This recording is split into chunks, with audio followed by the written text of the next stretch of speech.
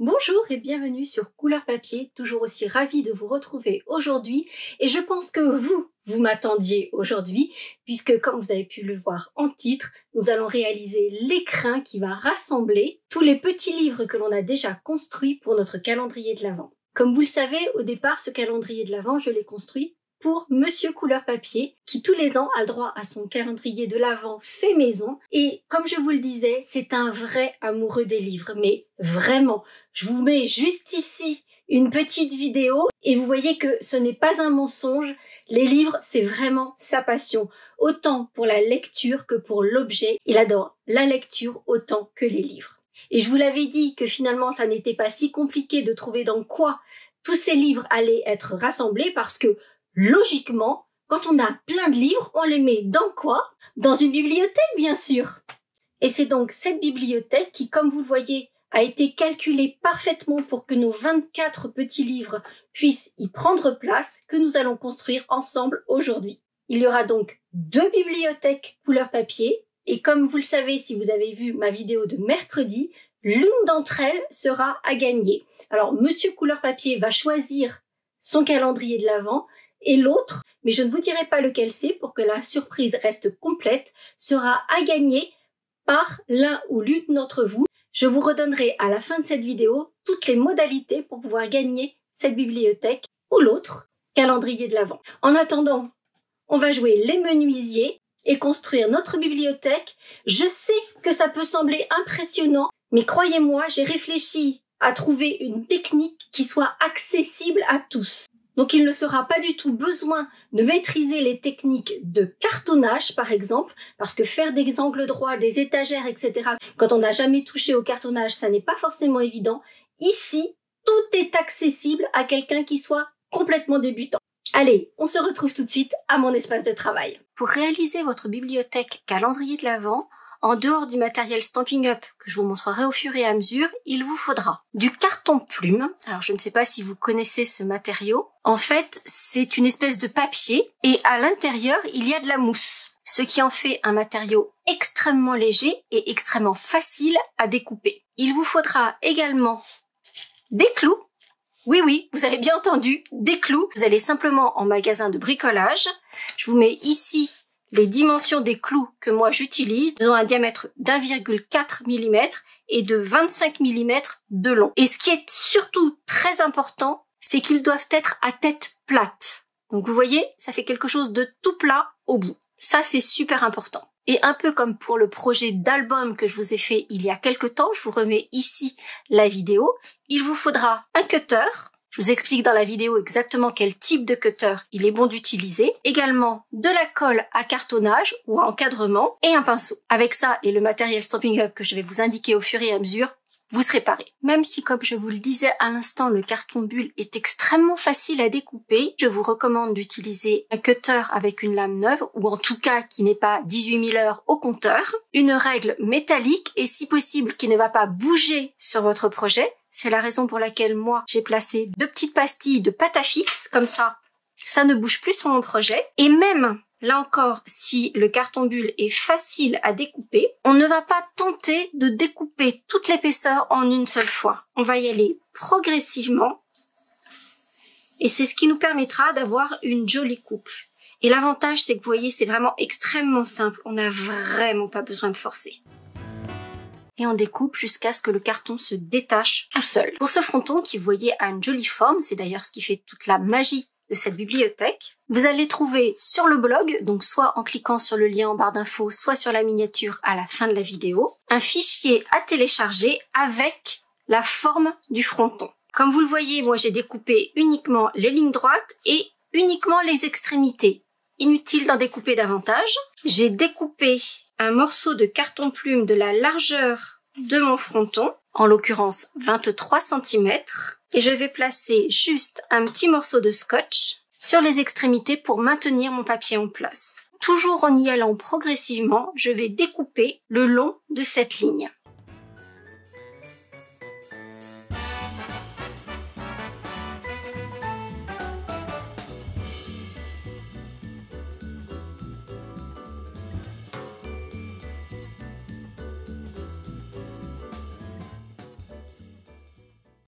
et vous obtenez ainsi le fronton de votre bibliothèque. Pour réaliser une bibliothèque complète, il vous faudra un grand rectangle de 30,5 sur 24 cm, deux grands rectangles de 30,5 par 6,5, trois plus petits rectangles de 23 cm par 6,5, un quatrième rectangle presque identique, il fait 23 cm sur 6 cm et pas 6,5, et le fronton de votre bibliothèque.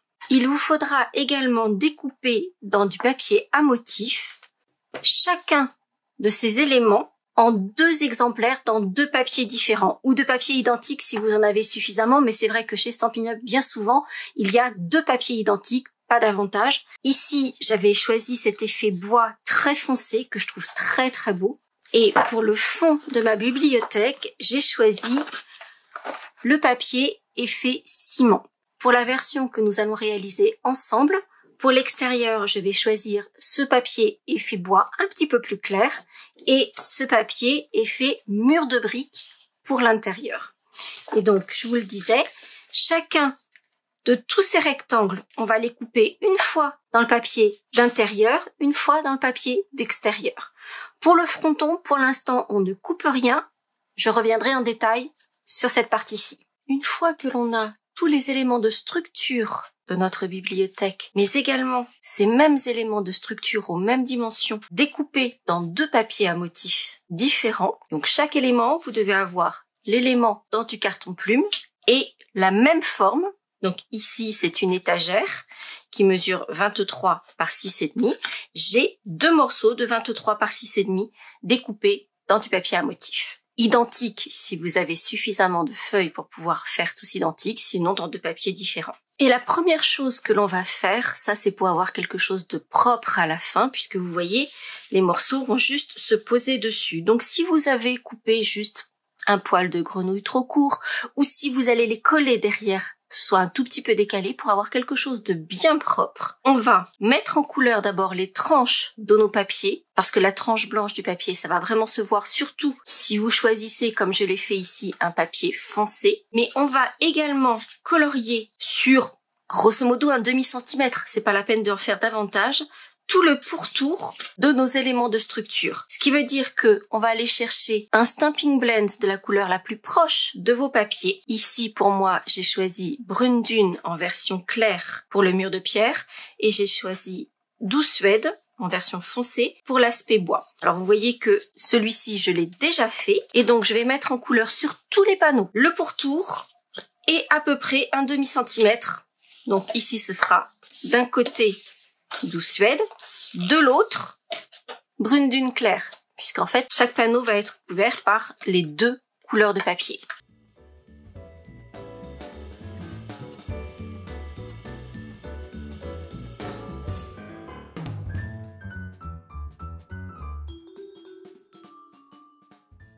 Autant les pourtours du papier, vous pourriez le faire avec de l'encre, autant le carton plume, c'est une surface qui n'est pas poreuse, donc vous aurez forcément besoin d'un marqueur indélébile, style no feutre à alcool Stampin' Blend.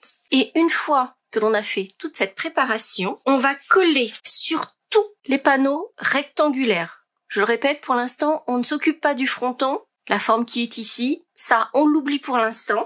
En revanche, sur chaque panneau rectangulaire, on va coller la partie intérieure, et uniquement l'intérieur. Pour l'instant, pas l'extérieur. En revanche, sur les trois étagères, donc c'est les morceaux qui font 6,5 de large, on va pouvoir coller les deux morceaux, les deux faces, d'un côté et de l'autre, uniquement sur les étagères.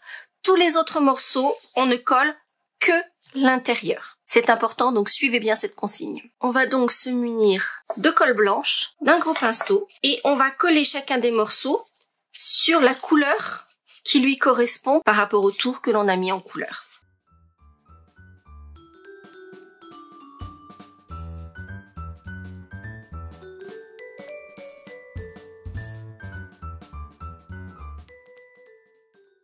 Et donc vous devez obtenir quelque chose comme cela.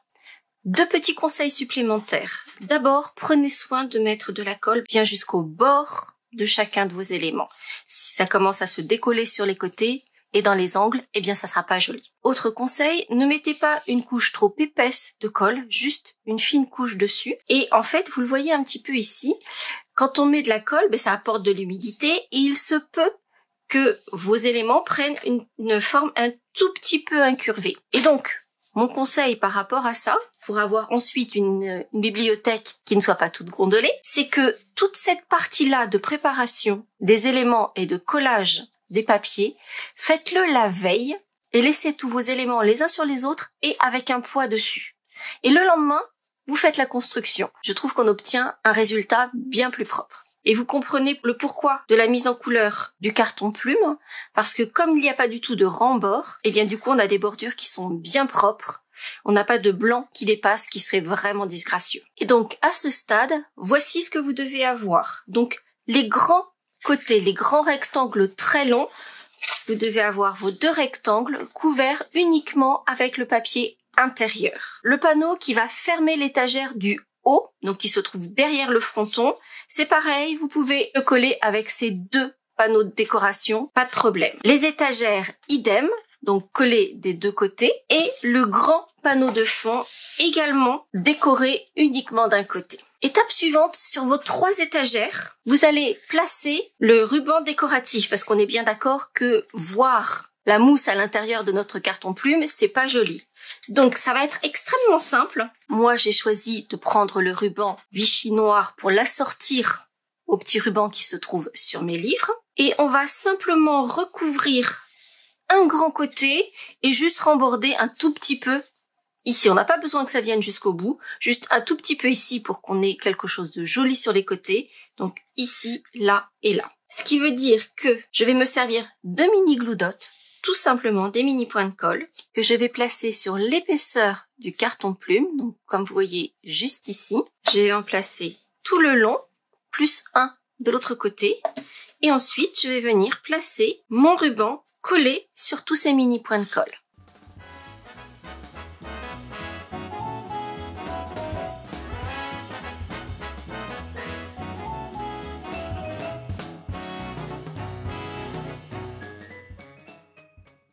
Il faut placer nos mini points de colle assez serrés, disons tous les 1,5 cm, 2 cm maximum, pour que le ruban soit bien maintenu et que ça ne godaille pas. Et on prépare ainsi nos 3 étagères. Et une fois qu'on a fait tout ça, eh bien nous sommes prêts pour le montage de la bibliothèque. Donc souvenez-vous, on a nos 3 étagères habillées de part et d'autre, ainsi que la tranche. On a nos 2 côtés qui ne sont habillés que côté intérieur. On a la fermeture du haut qui, elle, est habillée des 2 côtés, mais pas d'habillage de la tranche. Et le fond de notre bibliothèque qui, lui, n'est habillé que côté intérieur. Pour ma part, je fais un petit travail de préparation. Ce qui veut dire que, alors ça c'est impératif, vous devez tracer une ligne à 9 cm et demi du bas et à 19 cm du bas. Ça, impossible d'y couper. Ensuite, mon conseil, c'est de tirer des traits tout autour du panneau à 2-3 mm. C'est pas la peine de prendre une règle et de calculer, mais vous allez placer votre règle à 2-3 mm du bord et tirer un trait. Et faire ça sur les 4 côtés. Ensuite, là par contre, c'est facultatif. Moi, je trouve que ces guides sont plutôt intéressants et permettent de faire quelque chose de bien régulier. C'est-à-dire que sur le petit côté, sur les 4 lignes que l'on a formées, j'ai fait des petites marques, comme vous le voyez, à 1 cm des bords et tous les 4 cm. Donc on est à 1, 4, 8, 12, 16, 20 et 23. Puisque je vous le rappelle, mon panneau mesure 24 cm de large. Et donc, je fais ça sur toutes les horizontales. Sur les verticales, je ne les ai pas préparées, mais je vais le faire avec vous. Je vais faire un repère tous les 3 cm.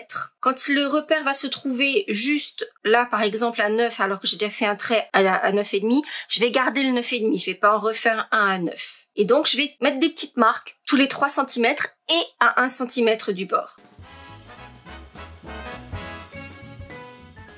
Comme je vous le disais, tous ces petits points de repère sont facultatifs. Vous allez pouvoir placer les clous qui vont vous permettre d'assembler vos morceaux juste au pifomètre. Je suis peut-être un peu trop perfectionniste, mais j'aime bien que ce soit fait régulièrement. On va commencer par les deux grands côtés et on va placer des clous en les faisant juste effleurer de l'autre côté. Et en fait, je vais les placer donc à l'intersection de mes lignes qui sont sur les côtés à 2-3 mm, je vous le rappelle, et à l'intersection de chacune des petites marques que j'ai faites.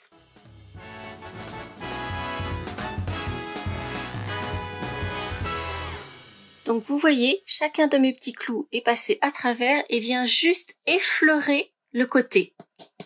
Mais le papier est quand même bien percé. Si jamais vos clous ressortent un petit peu trop, hop, vous allez les repousser pour les mettre juste à effleurer. On va prendre maintenant un des côtés de la bibliothèque. On met bien l'intérieur à l'intérieur et on va mettre notre panneau bien à effleurer ici le bord et ici le côté. Et on va repousser nos clous. Alors on fait ça gentiment pour bien les pousser bien droit. Et alors mon conseil, c'est aussi, vous voyez ici j'ai mon doigt qui est dessous parce qu'en fait je m'assure que tout soit bien dans la continuité et que ça rentre bien à l'horizontale dans le carton plume. Mon conseil, c'est d'abord de mettre les deux extrémités, ainsi votre côté de bibliothèque sera bien maintenu en place. Donc on aligne bien ici et là. Et ensuite, on va ramener tous les clous à l'intérieur. Et vous voyez qu'à chaque fois, je prends soin que le panneau soit bien dans la continuité. Si jamais il a pris une forme un tout petit peu gondolée, je prends soin de bien le ramener dans la continuité. Et avec mes doigts, je m'assure que les clous rentrent bien à l'horizontale et vont pas abîmer, vont pas ressortir du panneau ici.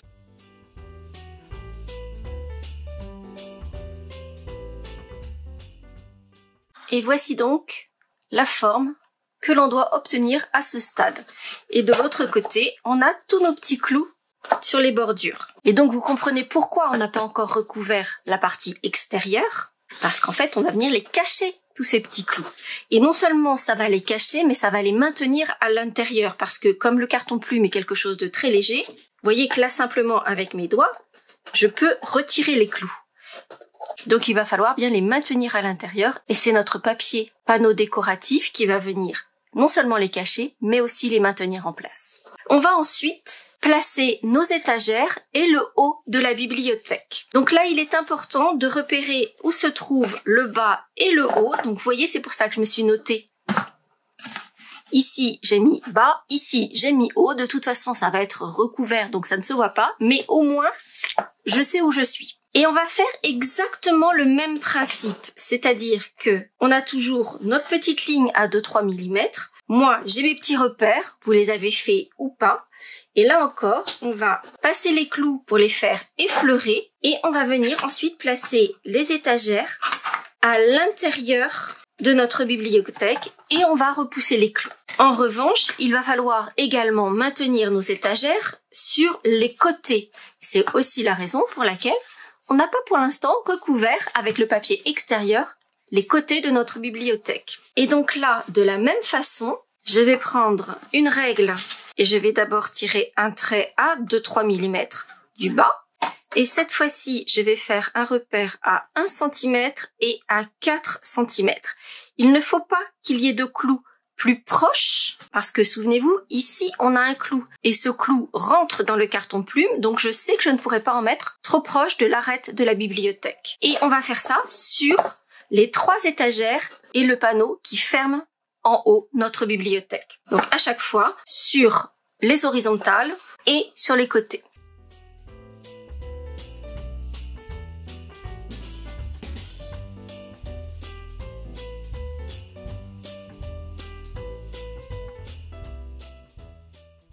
Pour placer mes étagères intermédiaires, eh bien en fait c'est sur la ligne de clous que je vais me guider. Donc vous voyez, j'ai pris les petits clous qui dépassaient pour pouvoir placer correctement mon étagère et ensuite je n'ai plus qu'à appuyer tous mes petits clous.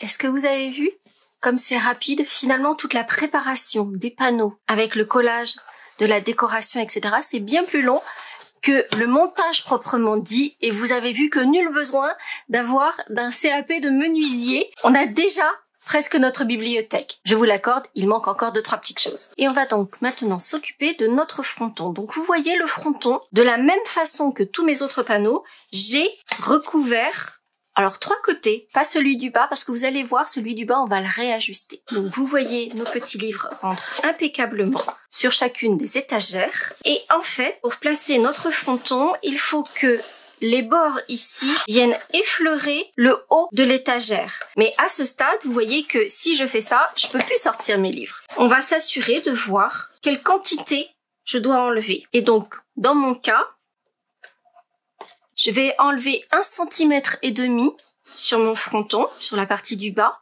Comme ça, je suis sûre que mes petits livres pourront rentrer et sortir facilement.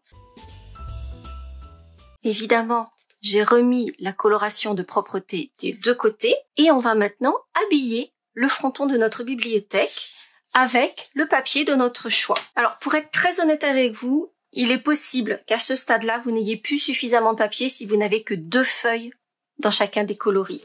Mais vous pouvez jouer avec la partie qui se trouve dessous, peut-être mettre un papier différent, mais également la partie qui se trouve à l'intérieur du haut de la bibliothèque, parce que ça, c'est un morceau que l'on verra quasiment pas. J'ai coupé mon panneau décoratif à 23 cm, c'est la largeur de mon fronton. Je vais en coller un côté du fronton, et je vais le coller sur l'envers de mon papier, évidemment. Donc là, je vais bien aligner le bas et les côtés. Ici, c'est super important, je vais bien attendre que ça sèche.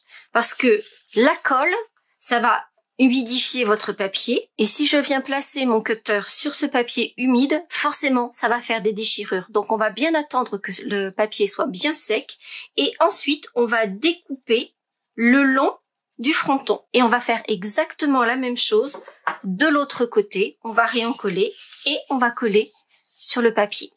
Ici, je vais mettre la même décoration, que ce soit pour le devant ou pour l'arrière du fronton. Et une fois que le fronton sera habillé des 2 côtés, avec le papier redécoupé évidemment, exactement comme on l'a fait pour nos étagères, je viendrai mettre un petit ruban tout autour du fronton. Ce qui veut dire que je vais cacher les 2 extrémités ici sur un côté pour que ce soit joli. Puisque vous le constatez, on va voir la tranche du haut du fronton, mais également du bas du fronton. Donc c'est important de faire tout le tour.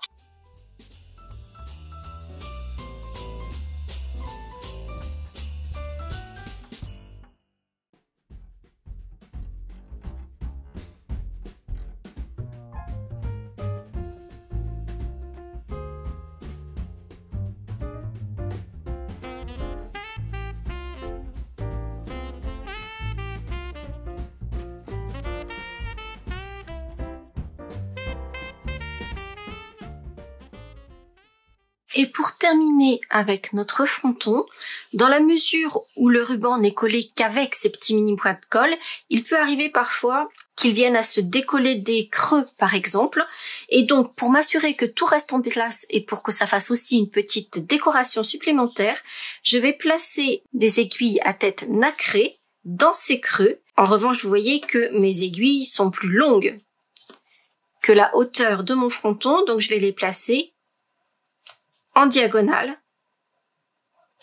pour que ça ne sorte pas de l'autre côté. Si tu es brodeuse, tu reconnaîtras probablement la méthode des pin keep. Et on va maintenant pouvoir placer le fronton de notre bibliothèque à son emplacement, donc à l'intérieur des côtés et à affleurer le haut de la bibliothèque. Et pour cela, on va simplement mettre 2 petits clous ici sur les côtés.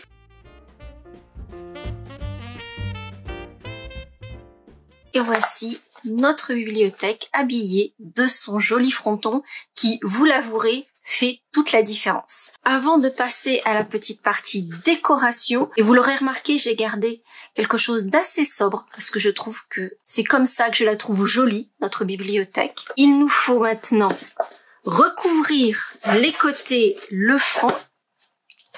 Et il nous faut également recouvrir, alors là je vous le cache pas, c'est un petit travail de fourmi, recouvrir les tranches du carton plume, aussi bien ici sur les côtés que sur tout le pourtour du fond. Et on va faire exactement la même technique que pour les étagères et le fronton de ce qu'on en a fait. Donc là, je vous l'accorde, c'est un petit travail de fourmi. Vous n'êtes pas obligé de recouvrir les parties qui sont dessous, surtout si vous allez poser votre bibliothèque. En revanche, si vous envisagez de l'accrocher, par exemple, dans ce cas-là, il faudra faire attention à bien recouvrir également le fond.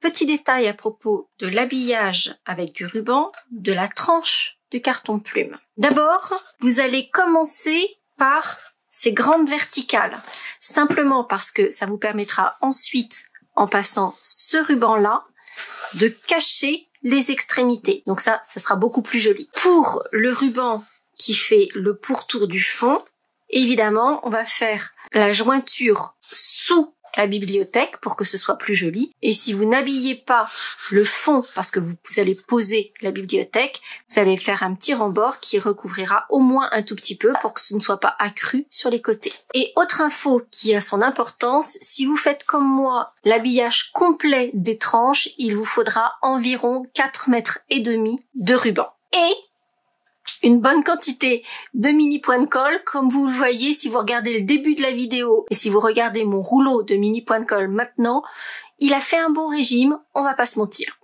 Il ne nous reste plus qu'à la petite décoration festive Noël. Et pour cela, je vais utiliser nos poinçons pain d'épices et plus particulièrement cette jolie étoile finement détaillée qui donne cet effet de pain d'épices glacé, puisque l'on va réaliser cette décoration. Compte tenu de la couleur de mes livres, pour cette version-ci, je vais faire une étoile dorée. Et vous avez vu comment on a vraiment l'impression que cette décoration est en métal? Je vais vous expliquer comment on va faire. Pour commencer, je vais prendre une bande de papier de couleur qui soit suffisamment proche de la couleur métallisée que je veux obtenir. Par exemple, ici, j'avais utilisé du gris ardoise bourgeoise comme base. J'ai coupé cette bande sur toute la hauteur d'une feuille de papier A4, 29,7, et j'ai coupé une bande de 5 cm de côté. Cette bande de papier, je l'ai recouverte d'adhésif double face. Et dans cette bande de papier, je vais découper autant d'étoiles que je le peux. J'ai toutes mes petites étoiles qui, souvenez-vous, sont autocollantes puisque l'on a de l'adhésif double face au dos. Donc première étape, on va toutes les coller les unes sur les autres, bien alignées. Puis, on va recouvrir l'étoile qui se trouve sur le dessus d'encre Versamark pour ensuite la recouvrir de poudre à embosser. Dans mon cas, ce sera de l'or. Sur mon prototype, c'était donc de la poudre à embosser argent. Mais surtout, on va en faire plusieurs couches. Et c'est ce qui va donner ces jolis arrondis et cet effet vraiment de métal fondu sur votre décoration. Ce qui veut dire que pour ajouter vos différentes couches d'embossage, il faudra attendre que ce soit bien sec avant de remettre de l'encre Versamark et à nouveau de couvrir de poudre et de chauffer. C'est ce qui vous permettra de ne pas toucher l'embossage pendant qu'il est encore humide, parce que vous avez la possibilité de mettre de la poudre sur de l'embossage encore chaud, mais du coup, ça vous oblige à toucher un peu tout ça et vous risquez d'abîmer l'embossage. Donc mon conseil, c'est plus de attendre que ce soit bien sec, remettre de l'encre Versamark et ensuite de mettre les couches suivantes.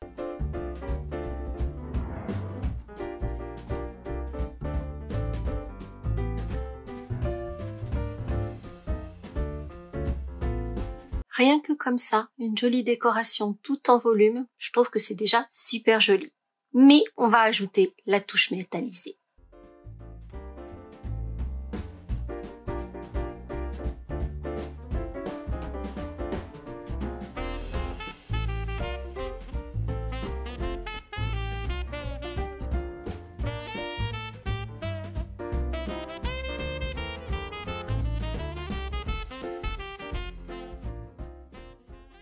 Et regardez un peu cette décoration métallisée dorée que l'on obtient. On a vraiment l'impression que c'est du métal forgé. Et comme on a choisi un papier qui soit proche de la couleur du métallisé, du coup on ne voit pas la tranche et je trouve que c'est super joli. Dites-moi ce que vous en pensez en commentaire. Je ne sais pas si vous avez remarqué, mais quand j'ai ancré avec mon encre Versamark, j'ai bien appuyé ma décoration dans l'encre pour essayer de faire venir l'encre vraiment sur les pourtours, sur les tranches également. Moi, je sais pas ce que vous en pensez, mais moi j'adore. Et on n'a plus qu'à placer notre décoration sur le fronton de notre bibliothèque pour cet aspect un peu festif et y ajouter quelques petits bijoux. Ici, j'avais choisi les bijoux cristaux du Rhin. Pour cette version-ci, pour que ça s'accorde à mon étoile et ces tons beaucoup plus chauds, je vais utiliser les bijoux autocollants métal brossé. Et en fait, comme c'est un or très vieilli, je pense que je vais plutôt utiliser les bijoux bronze. J'hésite entre le bronze et l'or. C'est cornélien et vous n'êtes même pas là pour m'aider. Non, je vais peut-être plutôt prendre l'or. Dites-moi si c'est ce que vous auriez fait, mais je pense que je vais partir sur l'or. Et alors, je vous rappelle que notre étoile, elle est autocollante. Ce qui veut dire que je vais pouvoir enlever la dernière couche d'adhésif double face et ainsi pouvoir coller excessivement facilement mon étoile sur le fronton de ma bibliothèque. Alors il faudra appuyer évidemment puisqu'elle est un peu épaisse, cette décoration.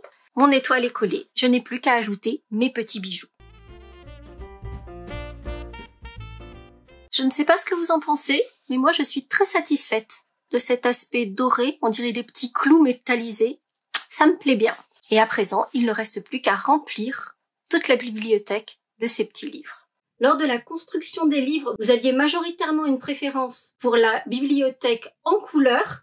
Maintenant qu'elles sont finalisées, avez-vous toujours une préférence? Il me reste encore quelques petits livres à construire. Je pense que ça va être d'ailleurs mon occupation pour ce dimanche. Finaliser cette version en couleur, maintenant que celle en dégardé de gris est finalisée. Et comme promis, je vous redonne toutes les modalités pour pouvoir gagner une de ces deux bibliothèques surprise. Vous ne saurez pas quel modèle vous allez recevoir, puisqu'en fait, pour être tout à fait honnête avec vous, Monsieur Couleur Papier n'a pas encore choisi laquelle il préférait. Au départ, il préférait celle en couleur, et maintenant qu'il a vu dans les bibliothèques, il hésite. Il ne sait plus trop, donc je suis même pas capable de vous dire laquelle il va choisir à cette heure-ci. Et donc, pour pouvoir participer au concours qui vous permettra de gagner un de ces calendriers de l'Avent, rempli, je vous le rappelle, et rempli pas uniquement de petites choses qui pourront rentrer dans les petits livres. Comme je vous l'ai dit, Joséphine me doit tout. La magicienne, en fait, c'est moi, je lui ai tout appris. Et donc, il y aura dans ces petits livres des cadeaux plus volumineux que ce qui peut rentrer dans un petit livre. J'ai mes techniques. Donc, comme je vous le disais la dernière fois, ce concours est réservé à mes clientes. Que vous soyez nouvellement cliente ou fidèle depuis très longtemps, dès lors que vous passez une commande d'au moins 50 € entre le 1er et le 21 novembre, par tranche de 50 €, votre nom viendra se placer dans le chapeau. Ce qui veut dire que si vous passez une commande de 150 €, par exemple, vous aurez 3 fois votre nom dans le chapeau. Donc 3 fois plus de chances de pouvoir gagner le calendrier de l'Avent. J'espère en tout cas que cette finition du calendrier de l'Avent vous aura plu. Si c'est le cas, n'hésitez pas à mettre plein de petits pouces en l'air et on se retrouve très vite pour de nouvelles aventures créatives. À très bientôt. Pour en savoir plus sur ce projet, les dimensions, mais aussi la liste des courses du matériel que j'ai utilisé, rendez-vous sur le blog en cliquant juste là sur la photo. Si ce projet vous a plu et que vous avez envie d'en découvrir d'autres, celui-ci devrait également vous plaire. Et si ce n'est pas déjà fait, n'hésitez pas à vous abonner à ma chaîne en cliquant sur ma bouille. Vous pouvez également activer les notifications en cliquant sur la cloche et ainsi être informé de chaque nouvelle vidéo. Ça ne coûte rien et ça fait plaisir. À bientôt!